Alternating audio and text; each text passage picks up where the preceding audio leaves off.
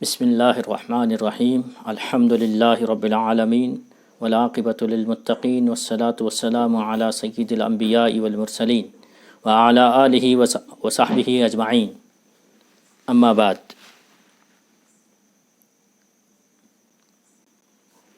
فوائد الفواد کی مجلسوں کی شروعات ہونے جا رہی ہے۔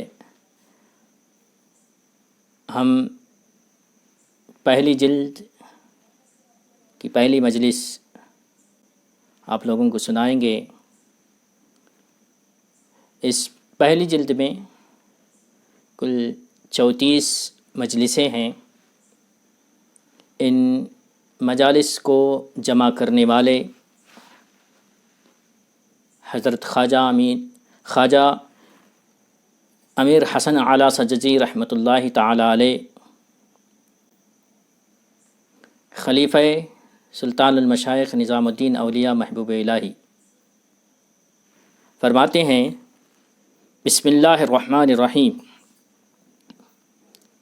یہ غیبی ہیرے موتی اور لاریبی پھول، خواجہ راستی لقب یافتہ وما ارسلناک الا رحمۃ للعالمین، فقیروں اور مسکینوں کے بادشاہ شیخ نظام الحق والشرع والدین، متع اللہ المسلمین بطول بقائہ، آمین، کہ خزانہ تلقین اور نہا خانہ یقین سے جمع کیے جاتے ہیں، اور جو کچھ اس شمع محفل ملکوت سے کانوں تک پہنچا، چاہے وہ حضرت کا عین لفظ مبارک ہو یا اس کے معنی، اپنی محدود سمجھ کے موافق لکھ لیا۔ اور چونکہ اس مجموعے سے درد مندوں کے دل بہت فائدہ اٹھائیں گے، اس لیے اس کا نام فوائد الفواد، دلوں کے فائدے رکھا۔ اللہ ہی مدد کرنے والا اور اسی پر بھروسہ ہے۔ حضرت خواجہ امیر حسن اعلیٰ سجزی رحمۃ اللہ تعالی علیہ نے نظام الدین محبوب الہی کے مجلسوں میں بیٹھ کر آپ نے جو کچھ حضرت سے کلمات سنے، ان کلمات کو بعین ہی انہی الفاظ میں بیان کرنے کی کوشش کی یا ان الفاظ کے معانی آپ نے بیان کیا ہے، اور اس کا نام حضرت امیر حسن اعلیٰ سجزی رحمۃ اللہ تعالی علیہ نے فوائد الفواد، دلوں کے فائدے رکھا ہے۔ یقیناً یہ کتاب درد مندوں کے دلوں کو فائدہ پہنچاتی ہے۔ حضرت خواجہ امیر حسن اعلیٰ سجزی رحمۃ اللہ تعالی علیہ پہلی مجلس میں فرماتے ہیں، اتوار ماہ شعبان اس کی برکتیں عام ہوں کہ تیسری تاریخ 707 ہجری، پروردگار کی رحمت کے امیدوار بندہ گنہگار حسن اعلیٰ سجزی کو، جو اس تلقین کا لکھنے والا اور ان معانی کا جمع کرنے والا ہے، اس شاہ فلک جاہ ملک دستگاہ کی قدم بوسی کی دولت حاصل ہوئی۔ اسی وقت اس آفتاب روشن ضمیری کے قطب کی بے نظیر نظر کے فیض سے اس کے باطن نے چہار طبع کی آلائش کا ترک اختیار کیا، اور اس کے سر کو اس ناصیہ اصفیہ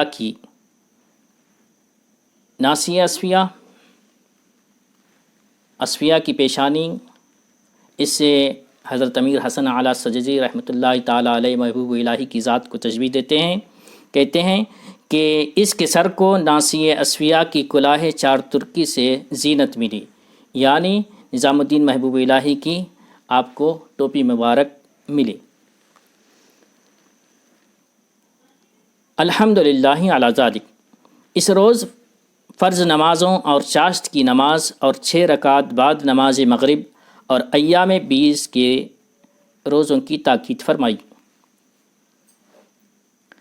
ایام 20 ہر ماہ کی 13، 14، 15 کو ایام 20 کہا جاتا ہے، اس لیے کہ ان دنوں میں چاند پورا نکلتا ہے اور روشن ہوتا ہے۔ 20 کا معنی ہوتا ہے روشن۔ ایام 20 کے روزوں کی فضیلت بڑی کتابوں میں آئی ہے۔ ایام 20 کے روزوں کی تاکید کے بعد زبان مبارک سے ارشاد ہوا کہ تائب متقی کے برابر ہے۔ تائب توبہ کرنے والا، متقی جو ساری عمر گناہ نہ کیا ہو، کیونکہ متقی تو وہ ہوتا ہے کہ مثلاً اس نے ساری عمر کبھی شراب نہ پی ہو یا کوئی اور گناہ اس سے نہ ہوا ہو، اور تائب وہ ہوتا ہے کہ گناہ کیا ہو پھر توبہ کر لی۔ تائب وہ ہوتا ہے کہ گناہ کیا اور پھر توبہ کر لی۔ اس کے بعد فرمایا کہ دونوں اس حدیث کے مطابق ہیں، دونوں اس حدیث کے مطابق برابر ہیں کہ التائب من الذنب کمن لا ذنب لہ، یعنی گناہوں سے توبہ کرنے والا ایسا ہے گویا اس نے گناہ کیا ہی نہیں۔ گناہوں سے توبہ کرنے والا ایسا ہے گویا اس نے گناہ کیا ہی نہیں۔ یہ تشریح بھی اسی ضمن میں فرمائی کہ جس نے گناہ کیا اور گناہ سے خوب ذوق پایا، جب وہ توبہ کرتا ہے، طاعت کرتا ہے، عبادت کرتا ہے، اللہ کی فرما برداری کرتا ہے، تو اس کی طاعت میں بھی خوب ذوق پاتا ہے۔ وہ توبہ کرنے کے بعد عبادت میں بھی خوب ذوق پاتا ہے، اور عین ممکن ہے کہ اس راحت کا ایک ذرہ جو اسے طاعت میں حاصل ہوا وہ ذرہ گناہوں کے کھلیان جلا ڈالے گا۔ طاعت کا ایک ذرہ، وہ کتنے بھی گناہ کر لے، وہ جذبہ، وہ راحت، وہ سکون اس کے سارے گناہوں کو مٹا دیتا ہے۔ پھر ذکر یہ آیا کہ مردان خدا خود کو پوشیدہ رکھتے ہیں اور حق تعالیٰ انہیں ظاہر کر دیتا ہے۔ مردان خدا خود کو پوشیدہ رکھتے ہیں اور حق تعالیٰ انہیں ظاہر کرتا ہے۔ زبان مبارک سے ارشاد ہوا، خواجہ ابوالحسن نوری اللہ تعالیٰ ان کی قبر کو نور سے بھرے، مناجات میں کہا کرتے تھے، الہی استرنی فی بلادک بین عبادک، الہی اے اللہ مجھے اپنے شہروں میں اپنے بندوں کے درمیان چھپا لے، مجھے اپنے شہروں میں اپنے بندوں کے درمیان چھپا لے۔ انہوں نے ایک ہاتف سے آواز سنی، ہاتف غیب سے آواز آئی، سنی کہ اے ابوالحسن الحق لا یسترہ شیء، یعنی حق کو کوئی چیز نہیں چھپاتی اور حق ہرگز پوشیدہ نہیں رہتا۔ اسی مناسبت سے یہ حکایت بیان فرمائی کہ خطے ناگور میں ایک بزرگ تھے، انہیں حمید الدین سوالی کہتے تھے علیہ الرحمت والرضوان۔ ان سے سوال کیا گیا کہ مشائخ میں سے بعض انتقال کر جاتے ہیں، ان کے انتقال کے بعد ان کا نام بھی ان کے انتقال کے بعد کوئی ان کا نام بھی نہیں لیتا، اور بعض جب انتقال کر جاتے ہیں تو ان کا نام اور شہرت دنیا کے کونے کونے میں پہنچ جاتے ہیں۔ احوال کا یہ فرق کیسے ہوتا ہے؟ حضرت امیر حمید الدین سوالی جواب دیا کہ جو زندگی میں اپنے اشتہار کی کوشش کرتا ہے، اپنی شہرت کی کوشش کرتے ہیں، وفات کے بعد ان کا نام اور شہرت مٹ جاتے ہیں، اور جو زندگی کے زمانے میں خود کو پوشیدہ رکھتے ہیں، وفات کے بعد ان کا نام اور شہرت سارے جہاں میں پہنچ جاتے ہیں۔ وفات کے بعد ان کا نام اور شہرت پہنچ جاتے ہیں۔ پھر مشائخ کبار اور ابدال پر ترقی درجات کا ذکر آیا۔ زبان مبارک سے ارشاد ہوا کہ ایک شخص حضرت شیخ عبد القادر جیلانی قدس اللہ سرہ العزیز کی خانقاہ میں آیا۔ اس نے کسی کو دیکھا کہ ہاتھ پیر ٹوٹے ہوئے اور خراب حال خانقاہ کے دروازے پر آ پڑا ہے۔ یہ شخص شیخ کی خدمت میں گیا اور اس دروازے پر پڑے ہوئے آدمی کا حال سنا کر دعا کی درخواست کی۔ شیخ نے فرمایا، خاموش رہو، اس نے بے ادبی کی ہے۔ اس آنے والے نے پوچھا کہ اس نے کیا بے ادبی کی ہے؟ شیخ نے فرمایا کہ وہ ابدالوں میں سے ایک ہے۔ شیخ نے فرمایا وہ ابدالوں میں سے ایک ہے۔ کل وہ لوگ اپنے دوسرے دو ساتھیوں کے ساتھ اس قوت پرواز سے جو ابدالوں کو حاصل ہوئی ہے، ابدالوں کو اڑنے کی طاقت اللہ تبارک و تعالیٰ کی جانب سے عطا ہوتی ہے، قوت پرواز جو ابدالوں کو حاصل ہے، ہوا میں اڑ رہے تھے۔ جب اس خانقاہ پر پہنچے تو ان کا ایک ساتھی تو خانقاہ سے ہٹ کر ادب سے دائنی طرف ہو کر گزر گیا اور دوسرا بھی خانقاہ کی بائیں جانب سے نکل گیا۔ یہ چاہتا تھا بے ادبی کے ساتھ خانقاہ کے اوپر سے گزرے، چنانچہ گر پڑا۔ اللہ اکبر! خانقاہ کے اوپر سے گر گیا۔ ابدالوں کی غوث اعظم رضی اللہ تعالیٰ عنہ کا مقام و مرتبہ یہ ہے کہ آپ کی بے ادبی ابدال کریں تو ابدالوں کی ابدالی سلب ہو جاتی ہے۔ اولیاء اگر غوث اعظم کی بے ادبی کریں تو ان کی ولایت سلب ہوتی ہے۔ یہ مقام و مرتبہ حضرت شیخ عبد القادر جیلانی رضی اللہ تعالیٰ عنہ کا ہے۔ پھر یہ معانی بھی اسی سلسلے میں بیان فرمائے کہ پیر کے ادب کا دھیان رکھنے، اس کے سامنے اچھا جواب دینے کے بارے میں زبان مبارک سے ارشاد فرمایا کہ خواجہ جنید بغدادی قدس اللہ سرہ العزیز ایک دفعہ عید کی رات کو اپنی خانقاہ میں تشریف فرما تھے اور 4 اشخاص مردان غیب میں سے ان کی خدمت میں حاضر تھے۔ حضرت نے ان میں سے ایک کی طرف رخ کر کے فرمایا کہ تم کل عید کی نماز کہاں پڑھو گے؟ اس مرد نے کہا مکہ مبارکہ میں۔ اس کے بعد دوسرے سے پوچھا تم کہاں ادا کرو گے؟ دوسرے مرد نے بولا کہ مدینہ منورہ میں۔ اس کے بعد تیسرے سے دریافت کیا تم کہاں پڑھو گے؟ اس نے جواب دیا بیت المقدس میں۔ پھر چوتھے سے پوچھا تم کہاں ادا کرو گے؟ وہ آداب بجا لایا، عرض کی بغداد ہی میں اپنے خواجہ کے ساتھ۔ خواجہ جنید بغدادی نے اس کے بارے میں اس طرح فرمایا تو ان سب سے زیادہ زاہد ہے، عالم ہے اور افضل ہے، اس لیے کہ اس نے پیر کے ادب کا دھیان رکھا۔